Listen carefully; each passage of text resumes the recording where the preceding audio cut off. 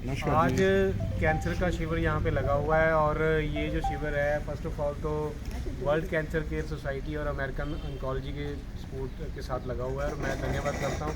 Rotarian हमारे सारे यहाँ पे बैठे हुए हैं। हमारे सर जो है ये हर साल लगवाते हैं, इनका तीसरा कैंप है और कैंप लगवाने का मकसद ये था कि कल था वर्ल्ड कैंसर डे।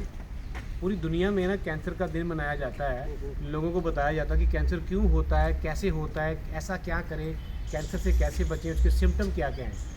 तो उसी के मद्देनज़र आज जो कल जो सेलिब्रेट किया था वो आज भी हम लोग ये जलंधर आपके सिविल हॉस्पिटल कैंट में कर रहे हैं। तो मेरे साथ डॉक्टर साहब हैं, डॉक्टर साहब को इंट्रोडक्शन देंगे, अमेरिकन ऑन्कोलॉजी से हैं और ये आपको बताएंगे कि कैंसर के सिम्टम कौन कौन से हैं, कैसे हैं, किन चीज़ों का ध्यान रखना चाहिए ताकि कैंसर जो है पहली स्टेज पे ही पकड़ा जाए, क्योंकि अक्सर लेट पकड़ा जाता है। तो मैं डॉक्टर साहब को थोड़ा रिक्वेस्ट करूँगा कि प्लीज़ अपने बारे में बताएं। Good morning. गुड मॉर्निंग, नमस्कार।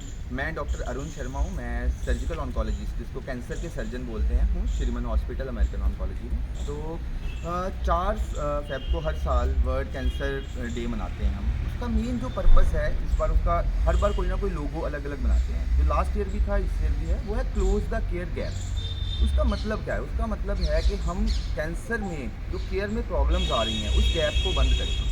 तो क्या गैप है? मोस्ट कॉमन जो इंडिया में हमारे गैप है, फाइनेंशियल गैप है। कोई जो गरीब है, जिसके पास पैसे नहीं है, वो हेल्थ केयर फैसिलिटीज़ तक पहुंच नहीं पाता, उसको सही गाइडेंस नहीं मिलती, तो उसका ट्रीटमेंट कहीं ना कहीं सफ़र होता है। तो उसके कारण जो रिजल्ट्स हैं वो अच्छे नहीं हैं, पेशेंट ठीक नहीं हो पाते, लेट डायग्नोसिस होते हैं। उस गैप को क्लोज करने के लिए हम ये कैंसर डे मनाते हैं और उसमें हमारा जो मेन पर्पज़ होता है वो अवेयरनेस है। हम अवेयरनेस दें सोसाइटी को कि कैंसर कैसे हो रहा है, कौन से कैंसर कॉमन है, क्या सिम्टम्स हैं और कैसे बचना है। तो जो कैंसर हम देखें इंडिया में इस टाइम, मोस्ट कॉमन कैंसर जो है वो ब्रेस्ट कैंसर है। ब्रेस्ट कैंसर आज से 3 साल पहले इंडिया में कॉमन नहीं था, तब ओरल जो मुंह का कैंसर था वो ज़्यादा कॉमन था। मगर अब हम क्योंकि वेस्टर्न कल्चर पे चल रहे हैं, तो we are caught up with the American and Europeans, तो हम कैंसर कैपिटल बन रहे हैं वर्ल्ड। तो वर्ल्ड में भी देखा जाए तो ब्रेस्ट कैंसर पंजाब में इंडिया में सबसे ज़्यादा है। सिर्फ केरला एक ऐसी स्टेट है जिसमें ब्रेस्ट कैंसर पंजाब से ज़्यादा है, अदरवाइज़ पंजाब जो है सेकंड मोस्ट कॉमन स्टेट है ब्रेस्ट कैंसर। तो क्या रिस्क फैक्टर है? ब्रेस्ट कैंसर का जो मेन इंपॉर्टेंट रिस्क फैक्टर है वो है ओबेसिटी। मोटापा जो है वो एक कॉमन इग्नोर्ड फैक्टर है। बहुत सारे लोग कहते हैं कि फैमिलीज़ में होता है कैंसर, जीन्स के कारण होता है। वो जो जेनेटिक कैंसर है वो सिर्फ अराउंड 3 से 5% कैंसर्स हैं वो ऐसे होते हैं जो फैमिली में जाते हैं। मगर अदरवाइज़ कैंसर हमारे एनवायरमेंटल फैक्टर, हमारे खान पान से रिलेटेड है। तो क्या हम गड़बड़ क्या हो रही है, क्या गलती कर रहे हैं? गलती फीमेल्स में सबसे ज़्यादा, हम हाई कार्ब्स डाइट लेते हैं, हमारी डाइट में शुगर इतनी ज़्यादा है उसके कारण हम ओवरवेट हो जाते हैं। हम नोट करें तो ऑलमोस्ट 70% पंजाब में फीमेल्स ओवरवेट हैं। हम अपनी हेल्थ का ध्यान नहीं रखते। दूसरा ओवरवेट होने का कारण एक्सरसाइज नहीं। किसी भी फीमेल से बात करो वो कह रहे हम घर का काम करते हैं जी, हम घर का सारा दिन काम करते हैं। ठीक है, घर का काम करते हो, घर का काम एक्सरसाइज नहीं है, उसको एक्सरसाइज में काउंट नहीं कर सकते। एक्सरसाइज को कैसे काउंट करेंगे? एक्सरसाइज है जब आप वॉक कर रहे हो या रन कर रहे हो तो आपकी जो दिल की धड़कन है वो डबल से ज़्यादा है नॉर्मल से। अगर आप बैठे हुए हो आपकी पल्स 60-70 होती है, तो अगर आप एक्सरसाइज करोगे तो आपकी पल्स जो है वो 130-140 क्रॉस करेगी, तभी आपकी बॉडी जो है फैट को बर्न करना शुरू करेगी। जो नॉर्मल वॉक करते हैं, लेजर वॉकिंग, उससे कोई फैट बर्न नहीं होगा, तो अल्टीमेटली ओबेसिटी होगी और उसके कारण ब्रेस्ट कैंसर का रिस्क। और रिस्क क्या है ब्रेस्ट कैंसर का? जो दूसरा इंपॉर्टेंट रिस्क है वो है लेट चाइल्ड बर्थ, जो आजकल हो रहा है कि फर्स्ट बर्थ अगर महिला का 30 ईयर से पहली प्रेगनेंसी हो जाए तो ब्रेस्ट कैंसर का रिस्क 2 गुना कम हो जाता है। तो हम अब वेस्टर्न कल्चर को फॉलो तो कर रहे हैं, उसके कारण लेट मैरिज हो रही हैं, पहला बच्चा ही लेट हो रहा है, जिसके कारण ब्रेस्ट कैंसर का रिस्क हो रहा है। फिर ब्रेस्ट फीडिंग, दूध नहीं पिला रहे, जो दूध पिलाने से ब्रेस्ट कैंसर का रिस्क, अगर 1 साल तक ब्रेस्ट फीडिंग की जाए तो ब्रेस्ट कैंसर का रिस्क कम हो जाता है। तो अभी जैसे जैसे मॉडर्न वर्क है, वर्किंग फीमेल्स है, ड्यूटी जाना है, ऑफिस जाना है, उसके कारण फीडिंग नहीं कर पाते। इन चीज़ों का अवेयरनेस होनी चाहिए।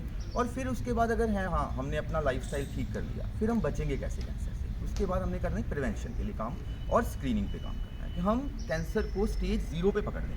बहुत आपने देखा होगा कि उस एक्ट्रेस को स्टेज 0 कैंसर हुआ, तो स्टेज 0 कैंसर कैसे पता चलता है? वो स्क्रीनिंग से। जो वर्ल्ड कैंसर केयर वाले स्क्रीनिंग करते हैं, मेमोग्राफी करते हैं, हॉस्पिटल्स में ईजीली अवेलेबल है।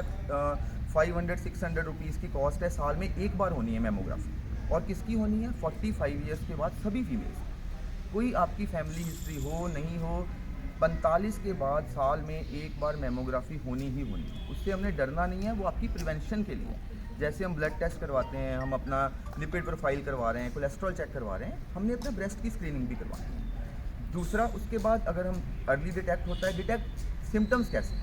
ब्रेस्ट कैंसर का एक ही सिम्टम है, गिल्टी महसूस होती है छाती ब्रेस्ट, जिसको बोलते हैं लंप ब्रेस्ट। लंप कैसा होता है, उसमें दर्द नहीं होती।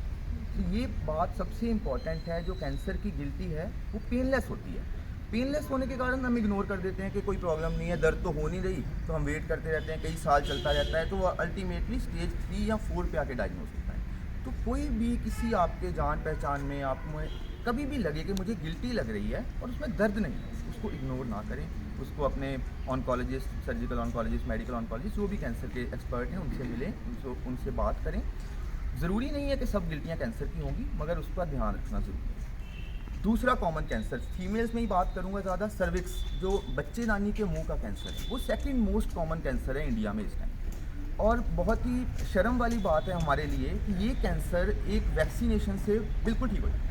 मतलब हम टाइम पे, अगर जो यंग फीमेल्स हैं, हमारे घर में बच्चियां हैं 9 से 11 साल की, उनको एक इंजेक्शन लगेगा और वो लाइफ के लिए इस कैंसर से बच जाए। इतना इजी है इस कैंसर से बचना। और अप्रॉक्सीमेटली 1 लाख से ज़्यादा फीमेल्स इंडिया में मरती हैं एक साल सर्वाइकल कैंसर। तो वैक्सीनेशन की अवेयरनेस होनी चाहिए। घर में जितनी बच्चियां हैं जिनकी एज 10 साल के आसपास है, उनको HPV की वैक्सीनेशन 2000 के आसपास कॉस्ट है, इजीली अवेलेबल है हर गायनेकोलॉजिस्ट के पास, पीडियाट्रिशियंस के पास, उसकी वैक्सीनेशन होनी चाहिए। मेल्स में कॉमन, ये फीमेल्स के 2 कैंसर हो गए जिनको हम मेन ध्यान रखेंगे। और इसके लिए भी HPV के लिए भी हम स्क्रीनिंग करते हैं, पैप्समियर है, अभी यहाँ हम कर सकते हैं पैप्समियर, एक बहुत सिंपल सा टेस्ट है, उससे हम स्टेज 0 पे कैंसर को पकड़ सकते हैं। मेल्स में जो मोस्टली कॉमन कैंसर्स हैं वो टोबैको रिलेटेड है। कहीं ना कहीं टोबैको एंड एल्कोहल वो बहुत ज़्यादा रिस्पॉन्सिबल है। मोस्ट कॉमन कैंसर है मुँह का कैंसर। फॉर्चुनेटली पंजाब में ये कैंसर काफ़ी कम है, क्योंकि पंजाब में टोबैको यूज़ कम है, बहुत लोग। मगर जैसे जैसे माइग्रेशन हो रही है, बाहर की पॉपुलेशन यहाँ पे आ रही है, तो आपने देखा होगा बहुत सारे लोग यहाँ भी यूज़ करने लग गए हैं। आप सड़कों के साइड पे देखो, लोग सिगरेट पीते मिलेंगे आपको। वो केस नहीं था 10 साल पहले, ऐसा नहीं था कि लोग रूटीनली स्मोकिंग कर रहे हैं या टोबैको खा रहे हैं, अब वो बढ़ गया है। तो वो मुंह के कैंसर का मेन रिस्क फैक्टर है। अगर हम टोबैको को हटा दें तो 99% मुंह के कैंसर बच जाएंगे। बाकी तो जो मुंह के अलावा अंतड़ी का कैंसर है, इसोफेगस का कैंसर है, उन सब कैंसर में, लिवर का कैंसर है, अल्कोहल का बहुत है। तो अल्कोहल कहीं ना कहीं हमारे यहाँ यूजेज भी ज़्यादा है अल्कोहल की, उसको मॉडरेशन करनी इंपॉर्टेंट है। अगर कोई जाना अल्कोहल लेता भी है तो रूटीन नहीं कि डेली बेसिस पे मैं अल्कोहल लेना, वो डेंजरस है। अगर आप ओकेजनली ले रहे हो दैट इज़ ओके, बट उसकी भी क्वांटिटी कम से कम की जाए और कोशिश की जाए कि उसको ज़ीरो कर सकें। तो यही फैक्टर्स है। और डाइट पे ध्यान रखें, फैट ओबेसिटी नहीं होनी चाहिए, आपको अपनी फिटनेस पे ध्यान देना है। फीमेल्स को स्पेशली एटलीस्ट आधा घंटा अपने लिए निकालना है कि ये मेरा टाइम है, मैं एक्सरसाइज करूँगी, मैं योगा करूँ, प्राणायाम करूँ, बट मैं एक्टिव रहूँ। मैं घर के सारा दिन घर का ध्यान रखते रखते अपना ध्यान रखना ना भूल जाऊँ। तो यही मैं आज वर्ल्ड कैंसर डे पे स्पेशली जो फीमेल्स हैं उनको कहता हूँ कि अपना ध्यान रखो, आपका ध्यान रखा जाएगा, फैमिली अपने आप अपना ध्यान रखेगी। आप अपना ध्यान नहीं रखोगे तो फैमिली का ध्यान रखना। डॉक्टर साहब, ये जो मेमोग्राफी और पैप्समेयर है, ये साल में एक बार कराना चाहिए कि 2 साल में? मेमोग्राफी में पहले ही जो रूटीन स्टार्ट होगा ईयरली होगा। एक बार मेमोग्राफी हो गई, नॉर्मल स्टडी है, नेक्स्ट ईयर फिर होगी, तो 2 बार नॉर्मल होगी तो गैप 2 ईयर कर दिया जाएगा। ठीक है। जो पैप्समियर है आप सिंगल करोगे आज, उसके बाद 1 साल बाद, उसके बाद 2 साल बाद। जब 3 पैप्समियर आपके कंटिन्यूसली नॉर्मल आ गए तो गैप 3 साल का कर दिया जाएगा। वो भी नॉर्मल है, गैप 5 साल का कर दिया जाएगा। तो ये नहीं है कि वो साल साल पे चलता रहेगा।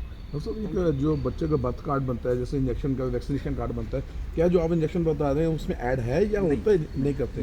दैट इशू ये है कि वो अभी गवर्नमेंट के वैक्सीनेशन शेड्यूल में है नहीं है, क्योंकि इतनी ज़्यादा हमारी पॉपुलेशन है, बर्डन बाकी बीमारियों का इतना ज़्यादा है कि इस पर ध्यान नहीं दिया जा रहा। और प्लस जो 10 साल की एज ग्रुप है उसमें ना वो बच्चा पीडियाट्रिशियन के पास जा रहा है, ना वो गायनेकोलॉजिस्ट के पास जा रहा है, तो वो मिस हो जा रहा है। जी, आप प्राइवेट हॉस्पिटल में चलिए, आप गवर्नमेंट सेक्टर में छोड़ देते हैं, अगर प्राइवेट हॉस्पिटल में उनके कार्ड में ये ऐड किया उन्होंने कि नहीं करते कुछ में? नहीं, अभी नहीं, तक वो भी नहीं HPV करते। का शेड्यूल नहीं है 10 ईयर पे, मगर अवेयरनेस आ रही है, आनी धीरे धीरे चाहिए लोग ऐड क्योंकि कर फिर रहे हैं उसमें क्योंकि डॉक्टर जब बाउंड कर देता है ना तो आदमी चाहे कुछ बेच के आपको लगाए तो फायदा- कुछ यहाँ लगाता है, वो इंजेक्शन कार्ड पूरा करता है, यार मेरे बच्चे कुछ ना हो, ऐड ऑन हो जाएगा तो हमें इतनी अवेयरनेस की जरूरत ही नहीं तो पड़ेगी। अभी जो हमारा फोकस है वो इसी अवेयरनेस पे है कि हम उसको ज़्यादा से ज़्यादा लोगों तक पहुँचाएँ कि वो ज़रूरी है। तो आपके घर में कोई भी बच्ची हो जिसकी एज 10 साल 12 साल तक है, वैसे हम 26 ईयर तक वो वैक्सीनेशन कर सकते हैं, मगर उसका फ़ायदा नहीं रह जाता ज़्यादा, 12 साल के बाद उसका फ़ायदा बहुत कम हो जाता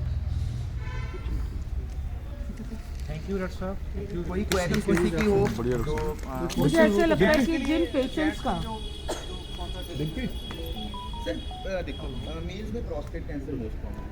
प्रोस्टेट कैंसर के लिए टेस्ट टेस्ट जो है ना वो बहुत ओवर सेंसिटिव है। तो उसकी ये बात है कि हम 80 साल की अगर किसी की एज है वो नहीं, ऐसे कराएगा कोई ऑलमोस्ट फोटोग्राफ सबका रीज है, तो उसके कारण उसकी ना फॉल्स जो नेगेटिविटी है वो ज़्यादा है, तो रूटीनली रिकमेंडेड नहीं है। वो हाई रिस्क केसेज हैं, कुछ बहुत हाई रिस्क ग्रुप्स हैं जिनमें रिकमेंडेड है। जनरल पॉपुलेशन के लिए PSA के नुकसान ज़्यादा है, फ़ायदे कम है। हम अगर जो हमारा स्टैट्स बोलते हैं कि हम अगर 14,000 लोगों का PSA कराएंगे तो एक बंदे को कैंसर डिटेक्ट, तो उसके लिए एफर्ट बहुत ज़्यादा है, रिजल्ट्स बहुत कम। जबकि मेमोग्राफी में ऐसा नहीं है। मेमोग्राफी में एप्समीयर बहुत कम वॉल्यूम में हम पेशेंट्स को बचा सकते हैं। तो PSA is not routinely recommended. Doctor साहब जिनकी सर्जरी हो गई है, जैसे मेरी मदर की शी 76, उनको ब्रेस्ट कैंसर डिटेक्ट हुआ और थर्ड स्टेज में पता लगा, तो सर्जरी करवाई हमने, रिमूवल हो गया, ऑर्गन रिमूवल।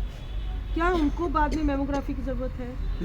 अब उनकी दूसरी ब्रेस्ट भी रिस्क पे है। हाँ। जिनको एक साइड में डेवलप हुआ है तो उनको दूसरी साइड भी हो सकता है। And she also needs to go through, उनका यूट्रस भी रिमूव है, पेप्समेयर की ज़रूरत पड़ेगी? अगर मैम यूट्रस कंप्लीट रिमूवल है तो पेप्समीयर की जरूरत हाँ, कंप्लीट रिमूवल है नहीं। नहीं पड़ेगी। बिल्कुल। और एक टेस्ट और होता है जो कैंसर पेशेंट्स लेट्रोजोल जब खाते हैं तो उनकी बोन्स वो कमज़ोर मैम- होती हैं, वो तो मैम नॉर्मल फॉलोअप टेस्ट है। वो नॉर्मल फॉलो हाँ, वो नॉर्मल फॉलोअप। ओके। वो जो जितने भी लेट्रोजोल लेते हैं उनको हम कैल्शियम सप्लीमेंटेशन साथ देते हैं। हाँ वो देते हाँ, हैं, कैल्शियम देते बट हैं। एक कोई बोन मगर का भी still टेस्ट है ना जो कहते हैं कि करवाना बहुत ज़रूरी है? नहीं, 76 पे कोई लेडीज़ के लिए आपने बोला 45 के बाद, जेंट्स के लिए भी ऐसा नहीं कुछ कोई ब्लड टेस्ट? क्योंकि जेंट्स में मैं जो बताया है आपको, जितने भी मोस्ट कॉमन कैंसर है वो है इसोफेगस, स्टमक, लिवर और लंग्स। ये सारे टोबैको हैं। तो अगर आप हाई रिस्क पॉपुलेशन में नहीं आते हो तो बिना बात के टेस्ट का आपको फ़ायदा नहीं। तो इसलिए जो चीज़ का फ़ायदा नहीं हम रिकमेंड नहीं। वैसे जैसे हो जाता है, हाँ जी। वैसे जो ये चीज़ें नहीं भी यूज़ सर करते फिर एनवायरमेंटल रिस्क फैक्टर्स हैं, बहुत सारे पेस्टिसाइड्स हैं, पोल्यूशन है, हमारा खाना प्योर नहीं है, हमारा मिल्क प्योर नहीं है, उसमें ऑक्सीटोसिन है, गाय को हम इंजेक्शन लगा के दूध निकाल रहे हैं। तो हमारी ही गलतियाँ हैं कहीं ना कहीं। हम काफ़ी खुद लेडीज़ को भी responsible- लंग कैंसर हुआ है, दे वर नॉट हैविंग ये टोबैको और चीज़ें तो anything। आपने यहाँ बता दी। वैसे मैं बात कर रहा हूँ, ये फॉरेन में तो काफ़ी चीज़ें प्योरिटी ज़्यादा है, तो वहाँ पे बहुत ज़्यादा केस आ रहे हैं। वहाँ पे मोस्टली जो मेल्स में कैंसर है वो सारे अल्कोहल और टोबैको रिलेटेड, क्योंकि वहाँ अल्कोहल यूज़ बहुत ज़्यादा है। वहाँ फीमेल्स में भी अल्कोहल यूज़ बहुत है हमसे ज़्यादा। तो वो डेवलप कंट्रीज के, और वहाँ ओबेसिटी की प्रॉब्लम हमसे भी ज़्यादा है, क्योंकि उनका जो डाइट है वो और हाई फैट है, वो पैक फूड लेते हैं, तो वो इसके कारण उनमें ओबेसिटी हमसे भी ज़्यादा है। प्रिजर्व फूड खाते हैं ना ज़्यादा। थैंक यू जी, thank you doctor. Thank you so much, thank you.